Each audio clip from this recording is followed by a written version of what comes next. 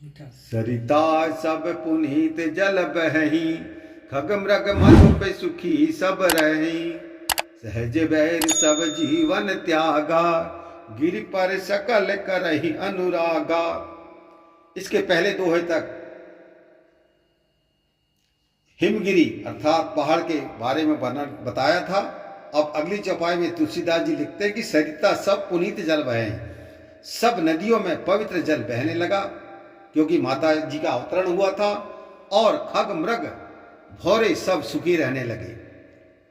ऐसी ऋतु का परिवर्तन हुआ कि सभी वृक्षों पर फल फूल आदि अपने आप होने लगे, जिसमें खग मृग भौरे मधुर गुंजान करते हैं, और सब जीवों ने स्वाभाविक बैर छोड़ दिया और पर्वत पर आनंद से रहने लगे। सैल सोह सैल गिरजाग्रह आए, जिमी नर राम भक्ति के पाए। नित नूतन मंगल ग्रहताशु, ब्रह्मादिक गावहि यस जाशु।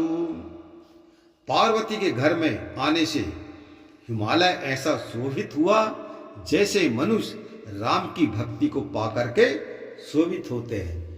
इस शब्द को समझने के लिए जो व्यक्ति राम में हो जाता है, राम की भक्ति में, शिव की भक्ति में हो जाता है, वही व्यक्ति इस आनंद की अनुभूति को समझता है, ऐसा तुलसीदास जी लिख रहे हैं। और उसके घर में नित्य नया मंगल होने लगा, जिसका यश ब्रह्मादिक आदि गाते हैं। नारद समाचार सब पाए, कौतुक हिमगिरि गेह सिधाए। शैलराज बड़ आदर कीना, चरण पखारी बराशन दीना। तुलसीदास जी अगली चौपाई में लिखते हैं कि नारद समाचार सब पाए।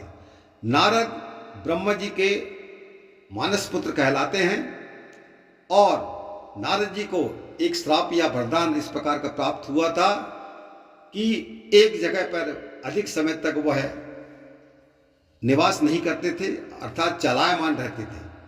तो जहाँ पे इस प्रकार का कहीं पे भी कोई शुभ संदेश उनको प्राप्त होता था तो तुरंत ही वो वहाँ पे पहुँच जाते थे। इस प्रकार से जब समाचार नारद जी ने पाया कि हिमालय के यहाँ कोई पुत्रिक ने अवतरण लिया है और वो बड़ी होनहार है, तो यह समाचार पाकर के नारद जी हिमालय के घर पहुँचते हैं। और शैलराज ने बड़ा अर्थात हिमालय ने उनका अर्थात नारद जी का बड़ा आदर सत्कार किया और चरण धोकर के उनको उनके लायक सुंदर स्थान दिया। नारी सहित मुनि पद श्री नावा, चरण सलिल सब भवन सिचावा। निज सौभाग्य बहुत गिरिवर्णा, सुता बोली मेली मुनि चरणा।